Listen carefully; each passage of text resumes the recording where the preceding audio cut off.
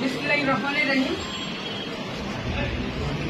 বরিশাল মহানগর বিএনপি আজকের এই সভা, কিন্তু এই সভা কি জন্য ডাকা হয়েছে আমরা কিন্তু জানি না।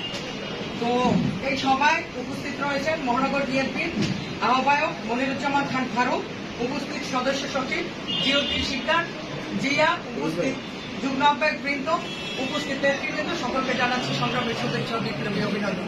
আমি শুধু একটি কথাই বলতে চাই, আমাদের তিনজনকে দিচ্ছে জনাব তারেক রহমান, আমাদের ভারপ্রাপ্ত চেয়ারম্যান তারেক রহমান, এবং এসকাইপিতে বারবার সে বলছে যে আমরা তিনজন একত্রিত হয়ে প্রত্যেকটা কাজ করার জন্য এবং আমাকে আপনারা সাথে রাখার জন্য।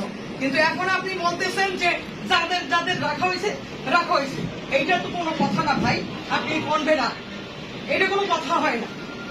এখন আপনারা যদি এরকম করেন আমাদের কিছু বলার নাই, আমাদের যেখানে বলার আমরা সেইখানে বলবো, এছাড়া আর আমাদের কোনো কিছু জানারও নাই, বলারও নেই। আপনারা যদি সিদ্ধান্ত আগের থেকে নিয়ে আসেন, এবং আপনারা আমি দেখি সিগনেচারও পর্যন্ত করে দিয়েছেন, এইখানে আলোচনা করলে তো আমরা চেয়ারম্যান যে নির্দেশনা দিচ্ছে সেই নির্দেশনাই বসে, কিন্তু এইখানে আপনি তো আপনারা তো দুইজন আলোচনা করবেন, আলোচনা তো করেন নাই, কিছুই করেন।